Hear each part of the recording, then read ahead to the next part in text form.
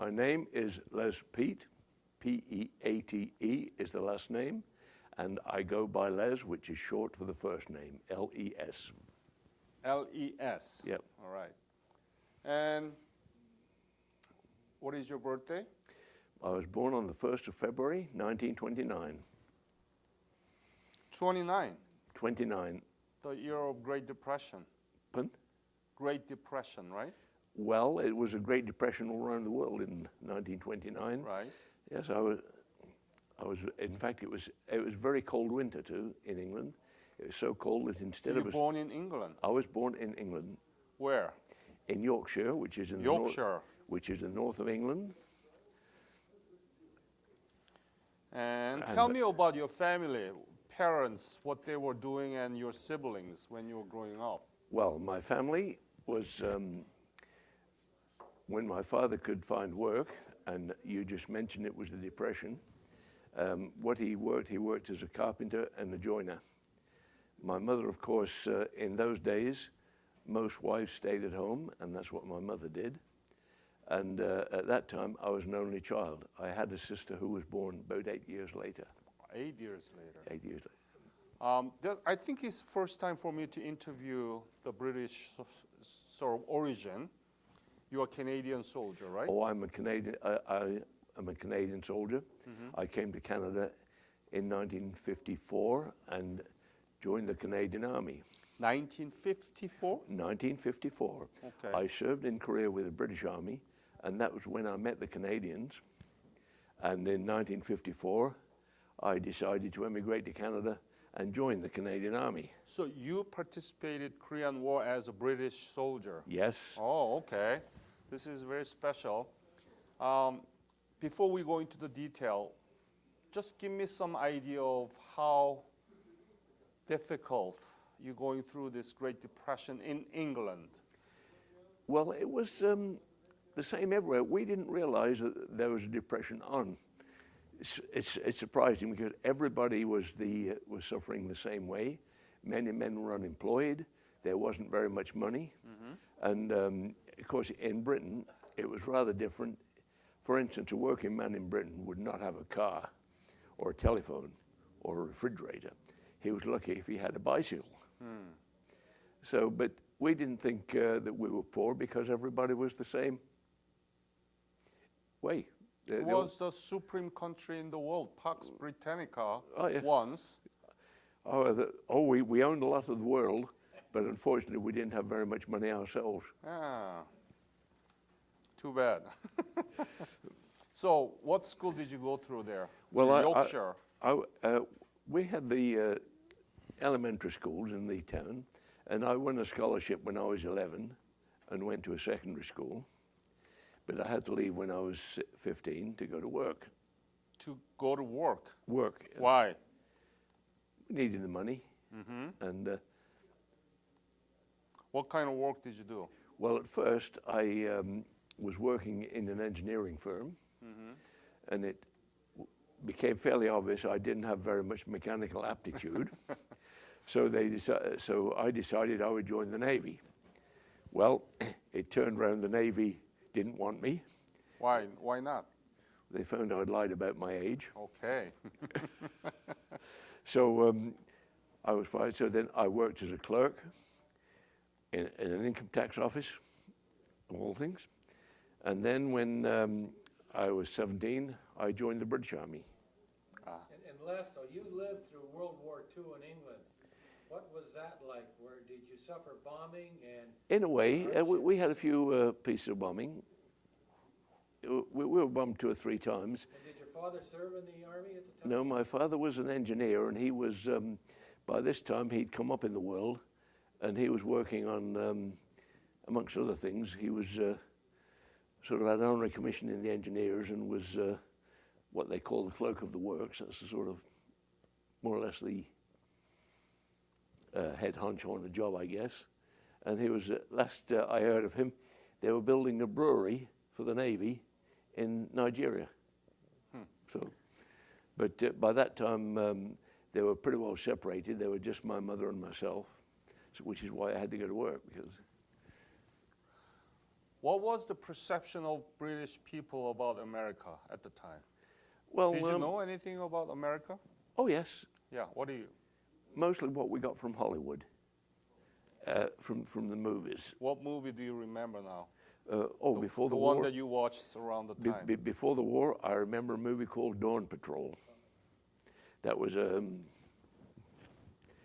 World War I flyers, World War I aviation, that sort of thing. And we used to watch adventure movies, and the Saturday mornings, for instance, they would open the theatre, and for tuppence, which would be about a nickel in Canadian money, they would show a Western movie, a serial, cartoon, and a newsreel. And of course, the Western movies was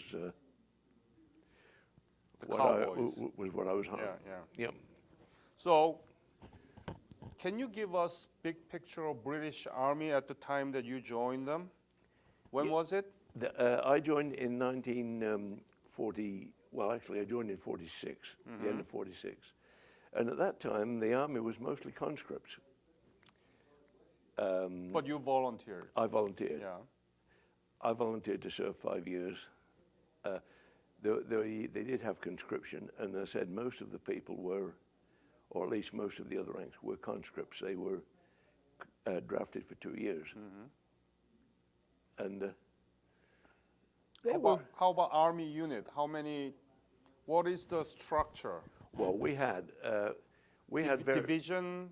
we had the same structure as Canadian: division, brigade, battalion, company, platoon, section, me. Good. Way down, and it was the same structure. The Canadian Army structure was really based on the British Army, as was the Australian, the New Zealand, the South African at the time. Everything was based really on Commonwealth. And in fact, you had they were sort of supervised by the chief of the Imperial General Staff. So where did you get the basic military training, and how was it? The Canadians, British, Australian, all the Commonwealth troops, basically they had the same training manuals, they had the same rank structure. What kind? Give me the details. What, training? Yeah. Okay, most of the training on in the infantry was at the section level. Now, a section is usually about 8 men and a corporal. And like a squad. like a squad in Yeah. America, we call them a section. And this was basically the section commander would normally give you a general training in weapon training.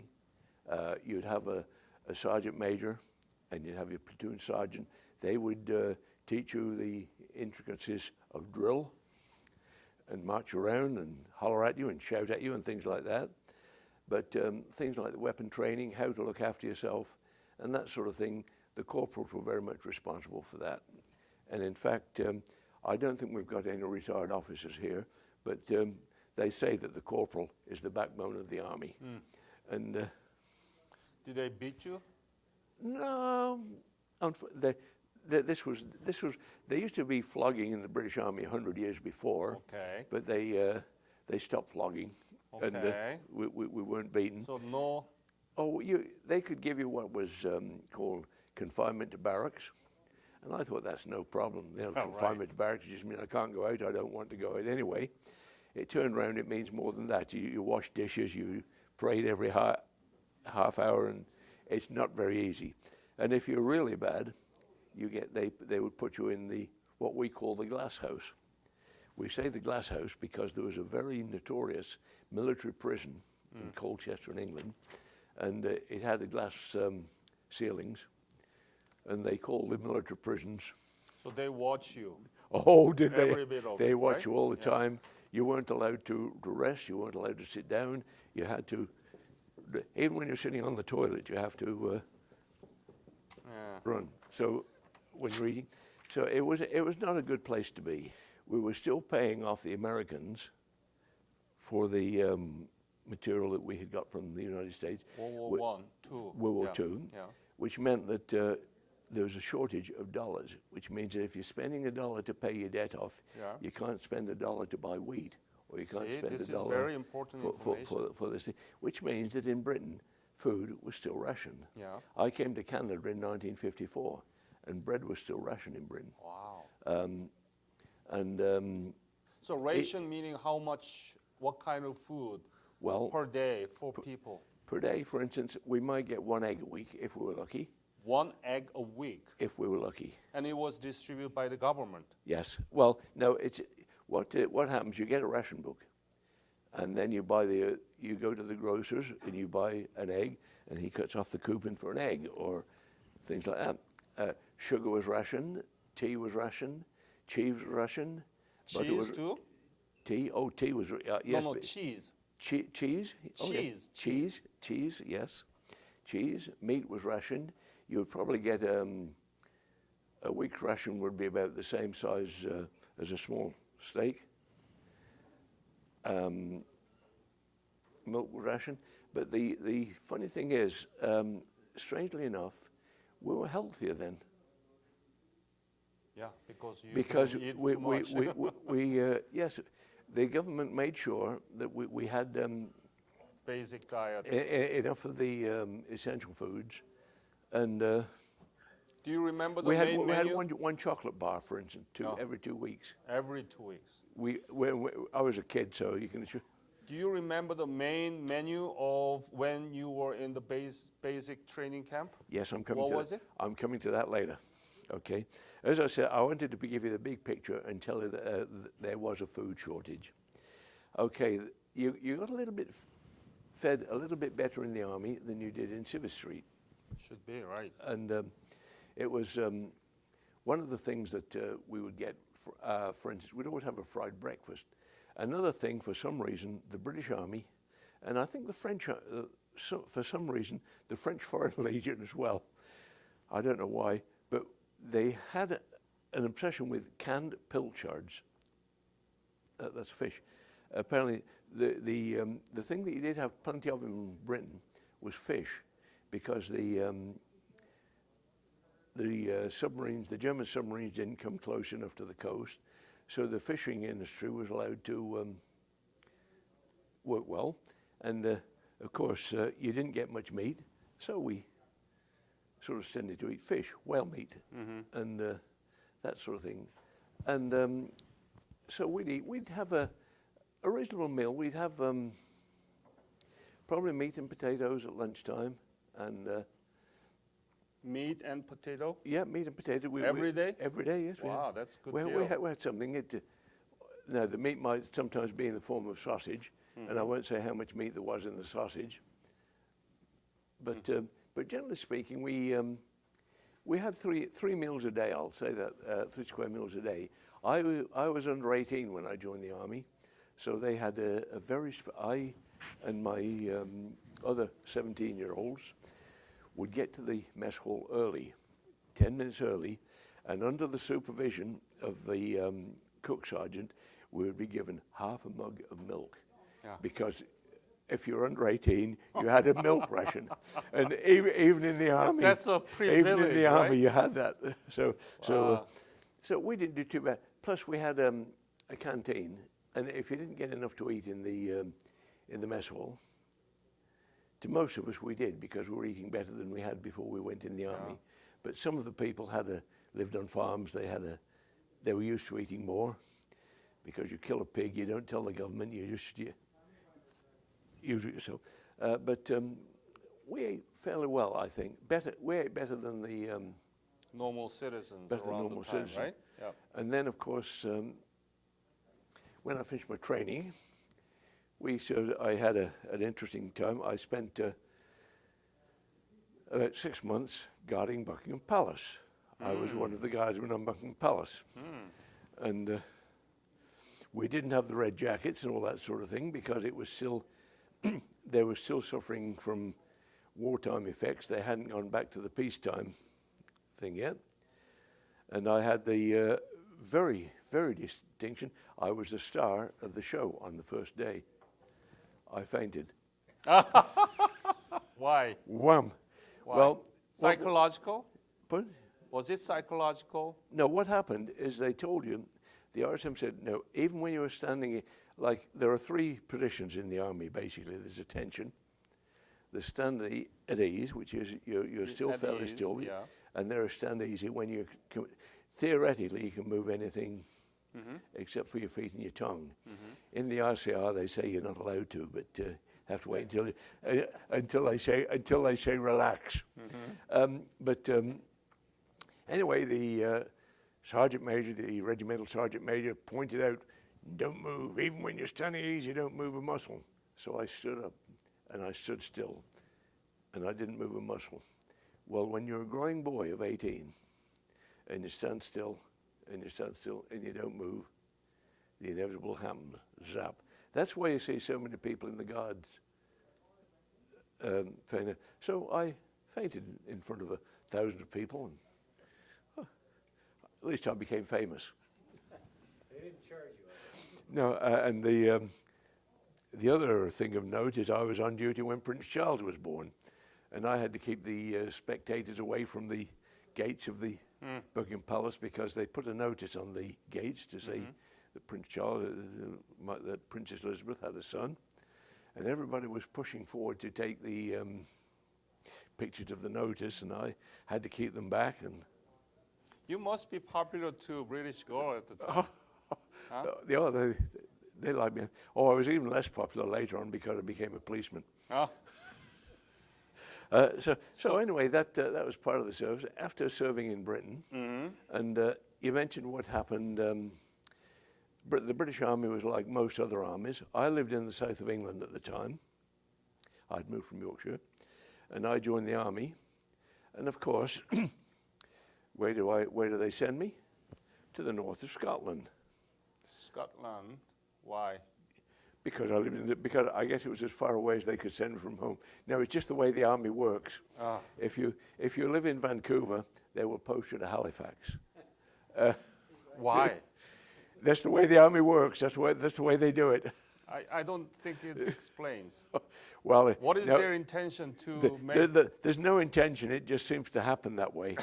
So you are talking about random. Yeah. Okay. Anyway. So then in 1949, we had a crisis. The Chinese communists had pushed the nationalists back. Right. And they pushed them back and they were approaching the Hong Kong border. And in 1941, Hong Kong was invaded by the Japanese, as you know. Yeah. And the British government was afraid that this would happen again when the communists hit the border. So they very quickly put reinforcements together and sent them to reinforce Hong Kong. And mine was one of the lucky battalions. You? Us. Okay. My battalion, the King's Shropshire Light Infantry. I should mention the KSLI was the name of my unit. The King's Shropshire Light Infantry. Light infantry. Yep, that was the name of my unit. And What does that stand for again? King's Shropshire. That's the Could you spell? SHROPSHIRE. That is the county. The name. The British regiments are named for counties. Shropshire. Yeah, Shropshire. What does that mean? But that's the county. That was the county. Oh, the name of county. You see, originally the British Army, different regiments were recruited in different places. Region. Okay. Like right. because of my birth, I originally joined the King's Own Yorkshire Light Infantry, but then they transferred me. Got it. Anyway, we were sent to Hong Kong, and we were in Hong Kong for about a year and a half. And then, of course, the Korean War broke out. So before you talk about the Korean War, what did you know about Korea? I was the only person who knew anything about Korea. And do you know what it was? I knew you had a flag that went like this, the yin-yang. How? From a geography book, probably, from somewhere. That means that they taught you about Korea? No, I was learning geography at school. Yeah. And I bet that textbook didn't talk anything about Korea. we learned about Korea, and I did remember what the flag was like, because of course it was just one Korea in those days. Wow. And so that's. So the Korea was covered in the textbook? Oh yes, Oh. not in any great detail. No more than say the Philippines or anywhere else, but it was mentioned as one of the countries in Asia. Yeah. I also remember the Olympics, where, of course, a Korean won the marathon. Son Gi-jeong. But he was not allowed to claim it for Korea because they insisted he ran under the name of Japan. Right. Very good. So- When the Korean War broke out, how did you end up being in Korea? Well, what happened? As you know, the British were the first people to respond to the United States request, really. Right. And first of all, of course, we had some warships there. Then our army we didn't have very many troops to spare because remember we were garrisoning all sorts of places at the time. Kenya, we just got out of India. We were fighting. We were Mamo in Kenya. We were garrisoning Jamaica. We were garrisoning all sorts of places around the world. Wow. And so what they did is they recalled a brigade, 3 battalions of reservists, 29 brigade. That's it. You may not like to use the number because there's a difference. 29 brigade was all reservists. You've probably heard of the Gloucestershire Regiment. That 29 brigade was the Gloucestershire Regiment, the Royal Northumberland Fusiliers and the Royal Ulster Rifles. They were reservists. They were called back. Most of them didn't even realize they were on the reserve until they got a letter from the government saying, come back. They got there first. And at the same time, we sent 2 battalions from Hong Kong. The Middlesex, who had gone out to, they'd come out with us to reinforce Hong Kong at the time, and the Argyll and Sutherland Highlanders. They were later joined by the Royal Australian Regiment and the PPCLI, 2 PPCLI. That was 27 Brigade. Then they augmented, they sent 2 more battalions out from Hong Kong. This time it was our turn, the King's Own Scottish Borders and the KSLI. Plus we had an Australian battalion, and it was really it was called the Commonwealth Brigade because we had troops from all of the Commonwealth participants. We had a field ambulance from India, we had an Australian infantry battalion, and we had New Zealand artillery. And we even had Canadian transport. So we were very well represented in that. We had troops from all over the Commonwealth. And that was when I landed in Korea. Where? Incheon. Incheon when? That would be May, June 51. May, June 51.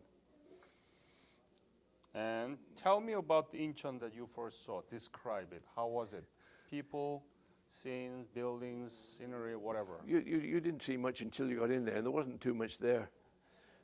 But some of the later, I went back and came back from Japan, and I came back from Sasebo, and landed this time we landed in Busan. So, and that was a little different. How? Well, Busan was a city. Incheon was really nothing for miles and miles until you got in there. But Busan, and right in the center of the city, and so when you arrived in Incheon in May of 1951, where did you go? Well, we went back. Back to where? We went back to Sasebo. Tell me about what did you do from Busan? We piled onto a train, and it was rather an interesting train, actually. It seemed like something out of an 1880s Western movie, Wild West movie.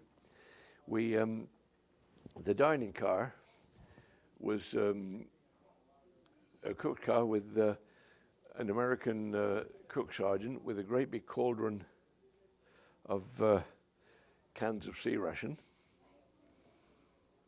and we got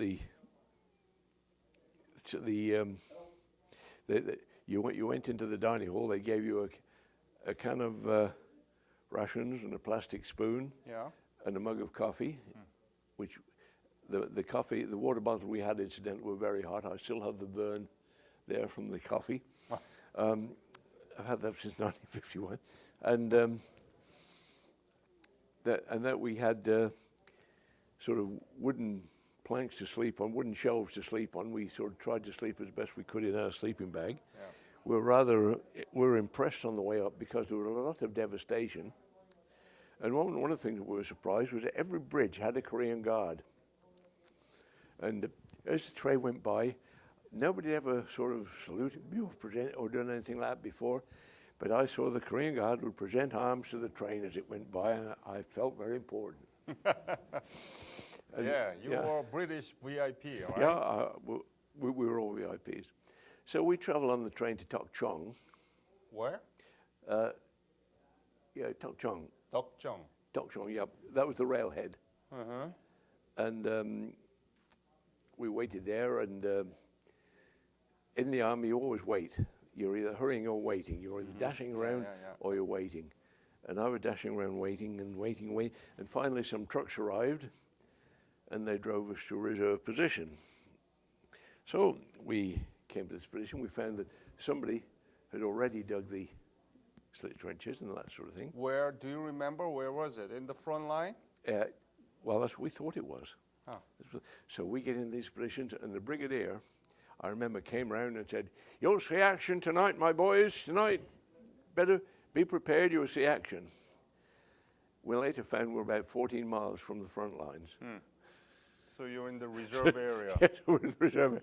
But the brigadier scared the heck out of us, and none of us slept, and because we were sure that somebody was going to, we were going to have a bunch of North Koreans or Chinese. The Chinese had just come into the war, of course, now, coming over and charging us with bayonets. In fact, they were about 14 miles away. So from there, we did a small attack, a minor attack, because what had happened, I'm not a strategist, and when you're a corporal, incidentally, that's what my rank was then. When you're a corporal, you don't really know what the whole picture is. You know what is happening 100 yards that way. You know what is happening 100 yards away, but you don't know what is happening a mile away. Mm-hmm. So we didn't realize what happened. We understood that the operation was, in fact, to straighten the line. At this time, we'd been advancing, and what they wanted to do was straighten the line. And in fact, they did straighten the line, and they finished up with a defensive line, of course, which was the Jamestown line. Jamestown. Which was, of course, the defensive line, and that's pretty well where we stayed for the rest of the war. We had one assault, and which I believe was in the Hill 227. No, it wasn't 227. I'm sorry. It's Charlie. Bob could tell you that. The RCR claimed it as a battle honor. We did, and we had a minor scrap. We lost one of our people. I didn't lose anybody from my section, so it wasn't. But it was my baptism of fire, as you were. I say my second baptism of fire. My first baptism of fire was rather interesting. I was on we used to have what was called a standing patrol, where you had a corporal and two men usually about 100 yards or so in front of the position, and their purpose is to warn you if anybody's approaching. So I was under a tree, and I suddenly realized there were birds in the tree. And then I realized that the birds must be building a nest because all sorts of twigs are falling on me. And then I suddenly realized that somebody was firing a machine gun about that far over my head. Oh boy. But the funny thing is, I always wondered what it would be like, what it would feel like, to be under fire. What would I do? Would I be scared? Would I run? And I was too busy being interested in the phenomenon that I forgot to be scared. I won't say I'm brave, I'm not, but I was more interested in, this is happening. I've never seen this happening before, and I never had time to be scared. I don't know why. So, which was probably a good thing. It's probably a good way to get insured because. So what happened? Oh, they stopped firing after a while. They just fired they were firing maybe for about 15 seconds, and then they fired again a bit later. That was all. I think they probably suspected there was somebody there and just fired a few bursts. We used to do that every night. Like when we're in the positions, what you would do is during the day, you would get your light machine gun, that's the Bren gun, a light machine gun, and you would sight it on where you think the enemy was. For instance, if you saw an enemy was digging a trench, you would figure, well, in about a couple of hours, he's going to be there. So you would sight your machine gun on that point, and you put pegs in so that it couldn't be moved. Yep. When did you leave Korea? I left Korea in September Of 19? 52.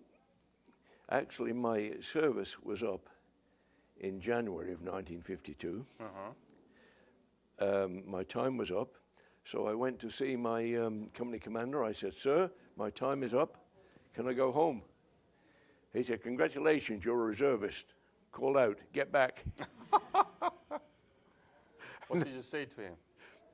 Yes, sir. Oh, okay. You're a soldier. Yeah. So they actually kept me about 8 or 9 months longer. How much were you paid? How much was it paid? We were paid less than, the only people who were paid less than we were the Koreans. Okay, so We were paid sometimes 4 shillings. A private would get about maybe 5 shillings a day. 5 shilling. 5 shillings, that's about 60 cents. 50 cents? 60 cents. 60 cents. In fact, we lost money. We lost money because we went from Hong Kong to Korea. Yeah. And when we were in Hong Kong, they paid us allowance, a living allowance for serving overseas.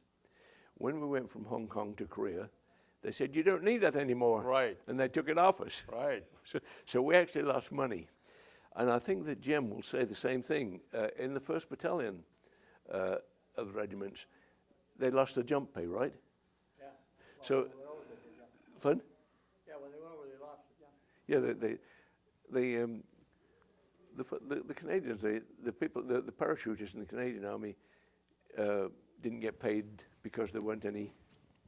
The only Commonwealth outfit that did any parachuting in Korea was the Indian Field Ambulance. How do they pay you? Actual money or conscript, or what is it? Well, we had what was called script. Script. Oh, I'm sorry, script, not conscript. Script, yeah, script, yeah. It was the same. That was also quite difficult for us because we got paid in British currency, pounds, shillings, and pence. The Canadians, the Americans, and everybody else got paid in US script. So they could go to the US canteens, they could go to the US service clubs, and they could spend it. We couldn't because it was not. We could only use it in our own shops. This was not a problem. We had. You've heard of the lease land in World War II, of course. Mm-hmm. Well, we had our own agreement with the Americans. The Americans had lots of money but no beer. We had lots of beer but no money. It didn't take us very long to. Yeah, I know. to So we used to get what was unheard of at that time. We couldn't imagine in those days people paying $1 a bottle for beer. oh, But we would get it. We would sell it to the Americans for $1 a bottle, and of course, so if a person went on R&R, for instance, you really need the American money because all the service clubs in Tokyo were American, and you couldn't really spend the British money except for our own leave centre, which means you couldn't go out and get into mischief. So That beer was in quarts, eh, Les? fun. It was quarts, eh? Yeah, quart bottle, Asahi. yeah. That's It is a great beer, as a matter of fact, because it had a lot of uses. Apart from the beer itself, it came in wooden crates, and we used to use it for furniture in our hutches. We used to use it to doors. We even used it for latrines. If I ask you one thing to pinpoint, what was the most difficult thing? What would you say? What was the most difficult thing? I don't know, it's amazing. This sounds crazy, I know. And you're going to think, but really, I had more peace of mind, I think, in Korea than I had when I was soldiering in Britain. Why? Well, first of all, you get in the front line first, and people are shelling you, and they're mortaring you. Not a lot. I didn't get mortared a lot. I only fired my rifle about 6 times in the whole time I was there, you know. So I did not have a hectic war. I was in an infantryman. I was an infantryman. But in the line, usually, we were digging, we were being shelled, we were being mortared, and only about once, each unit I think was had one serious battle where they were really attacked. So, so really, when I was at first I got there and I saw these shells landing on neighbouring hills, and I was worried, what's going to happen if one of them hits me? What's going to happen if one of them hits me? And then you realise that after a while, well, I've dug my trench deep enough. I've dug it. I'm sleeping in a hutchie. I'm sure that Jim's told you what hutchie is like. Yeah. My hutchie is protected. If anything does happen, it's going to happen. And after maybe about 2 or 3 weeks, you accept that. You get fatalistic. You think, well, either I'm going to get hit by a shell or I'm not. And when you consider that, when you put that out of your mind, things that would worry you sick in peacetime, like, oh, I've lost my cap badge and I'm on parade, or my boots are dirty and the RSM's going to give me heck, or, oh dear, I haven't got my paycheck this month. Things like that that would worry you sick are so insignificant compared to the big thing that you don't worry about them. And so I really had, it's surprising, you know, I had peacetime, and I had my bad moments. I had one time I do remember was when I brought half of my body down from the position after we'd been shelled. There's only half of them left from the waist down. You know, I've had moments like that, but I didn't dwell on them. And I remember unusual things like, I think I told you about the latrines that we make out of beer boxes. I don't know if Jim told you about that one, did he? Okay, please. No, it's okay, it's okay. What we did, the latrines were, you dug a pit. Huh? You dug a pit, first of all, or I should say, and this, I'm coming at something I want to mention later, the people that we don't get any recognition, the Korean porters dug a pit for us. And I want to mention the Korean porters because that's I think that's the thing that there are a bunch of people who are not really recognized. Right, Jim? That's right. The porters, Korean porters, they don't get enough recognition, right? No, that's right. They did a lot of work. And so you dig a hole, and then you put bricks, and then you put a beer box, inside a beer box, which you cut a hole out of the top to make a toilet. Yeah. Well, what so happens is that ever so often, rats and things would get in the bottom, so they would disinfect them with a mixture of 1 part DDT and 4 parts gasoline. In other words, they get a can of gasoline, top it up with DDT, and throw it and swish it around in the hole. Yeah. Okay, along comes my friend Harry Calderwood. He's a storeman. In other words, he'd have to supply. He's smoking, and he's smoking, and he's got the Japan News, which is the paper that we got, and it was things were quiet, so he decided he's going to have a quiet. There's a screen around. He's going to have about 10 minutes pizza. Woof! he dropped a cigarette in there. Woof! And what I hate to say, every time we had a shower, he would never go to the showers because everybody insists that he's got a Japanese flag. This is probably one of the ones you got to edit out, but I thought it is a rear end. This is one of the things that We need to include that in the movie. I did. But as far as the things that, what do I remember?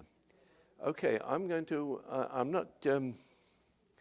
I won't touch the thing I particularly remember well, or more than the other, but it's a thing that I think should be mentioned. What is it? This is the Korean porters. We have I was looking, for instance, I was reading the account of Jim's battle, Huh? On Hill 187. And Jim, excuse me if I quote you on this, but I read their log. As you know, they have a war diary. Each regiment has a war diary. The war diary mentioned the names of the RCR who were killed, the names of the RCR who were taken prisoner, Lieutenant Owen, Jim Gunn, and a few others. And it says, and 7 Korean porters, just like that. 7 Korean, they didn't even have a name. Right. They were in the line. They died with our people. They didn't even have a name. As far as I know, I don't believe they got paid, because at one time what would happen is they would just round up all the farmers, and they'd say, "You're a porter." Yeah. Now, There was 14 of them that night. pardon? There was 14 of them that night with. 14, I thought it was 7. 14 total. 4 were taken prisoner. Okay. Some were killed and others were wounded. Yeah, see, as Jim mentioned, and these people, they died with us. They worked harder probably. In fact, the positions we were digging, we had to dig. Or if anybody says a soldier's best friend is his rifle, don't believe him. It's his shovel. We dug and dug and dug, and I spent more time digging than anything else in Korea. I think we all did. We dug for survival. And but the Korean what they would do is they would round up the Korean villages. They would probably get by on cigarettes, rations that we gave them. One of the things that sticks in my mind about Korea is there's a place in England called Manchester. Manchester, yeah. Yeah, and they say that if there's a river in Manchester, if you can see the other side of the river, it's going to rain. No. If you can't see the other side of the river, it's raining already. Well, I think you can say the same about the climate in Korea. Yeah. It seemed to be raining every time I went in. But no, I think look upon Korea. I look upon it as I look upon it now. It's a dominant power for change in Europe. It's a staunch ally in a fairly unstable world, and Right. and certainly it's where I have a lot of friends. I may not know their names; they don't know mine, but nevertheless. I sincerely thank you that you recognize this Korean people who had to go up and down Yeah, that's with right. the full of A-frame things Yeah. to provide you. And yeah, we have to do that, but we don't have a record, unfortunately. No, one of the things. Of course, you'd be allotted so many porters for your platoon, and they told you what you needed to bring up, and one of the things that they can carry, it's a choice between a case of beer and 2 jerry cans of water. We didn't wash very much. We didn't wash a lot. What is the title? The title is The War That Wasn't. What? The War That Wasn't. That's a very eccentric title. Tell me, when did you publish it? About, I would say, about 10 years ago, probably. Okay. What is about it? Why it wasn't? Well, the Canadian government refused to admit that the Korean War was a war. They called it a police action. You know that officially we are recording this, okay? Yes, Say out loud. that's okay. It's in the book, so Yes. so I don't have anything to hide. Yep. The Canadian government refused to acknowledge that it was a war. They said it was a police action. They said it was. The title was the United Nations operation in Korea. It wasn't until about 1990 or in the 1990s when we had been bugging the Department of Veterans Affairs and telling them it was a war. And finally, as a matter of fact, I was president of the KVA at the time. I was secretary of the KVA at the time. Sat down with the Minister of Veterans Affairs and pointed out that when 516 people get killed and you're shooting at people and they're shooting at you, you can reasonably suggest it's a war. So they agreed, and that they from then on they called it it became officially a war in Canada. So that's why you titled That's it? why I called it The War That Wasn't. Great title. Great title. How much is it? For you, for free. Okay. And anyway, I've been writing for a magazine for several years, and every year, every month, I wrote an article on the Korean War. Somebody once said that if Korea could be flattened out, if you could flatten out the hills, Korea would be the same size as Canada. But Yep. there was a hill. Everything had to be brought up the hills. Yep. Your beer, your water, your ammunition, your wire, and what is perhaps more important, besides bringing the stuff up the hills, the Korean porters would also carry you down if you were wounded or if you were Yep. killed. And people, you read these histories. I put a chapter in my book about them, but you read the histories, they're not going to mention. Right. They should. And I've been trying to find out. Maybe you can tell me. I'm hoping that somewhere in Korea there's a monument, a memorial for the unpaid Korean porters, because these, as far as I'm concerned, were the real heroes, if you like. They are not. They're not making big money. They're not having people looking after them. They're not. Very nice of you to talk about that, because even Katyusha, officially adopted by the Americans and CATCOMs by the Canadians, we don't even have the whole list of those at the time, because we didn't have any administrative power. But even the Katyushas and CATCOMs, at least they were sort of they were getting the rations and all that sort of thing. And it's funny you mentioned the CATCOMs, as a matter of fact, because when I was on the revisit to Korea, the first When one, did you go? The first time I went was 1988. 1998, and then next time? 1988. And then I went again at, I think it's 2003.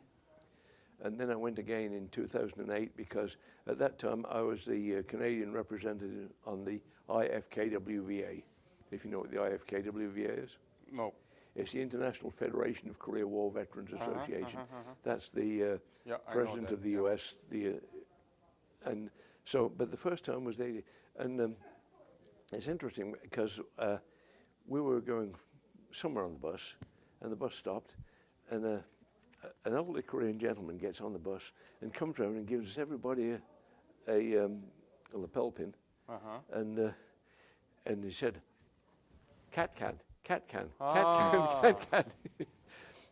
And so we did remember those, but I think that the unsung heroes of the Korean War, I think, are quite frankly the.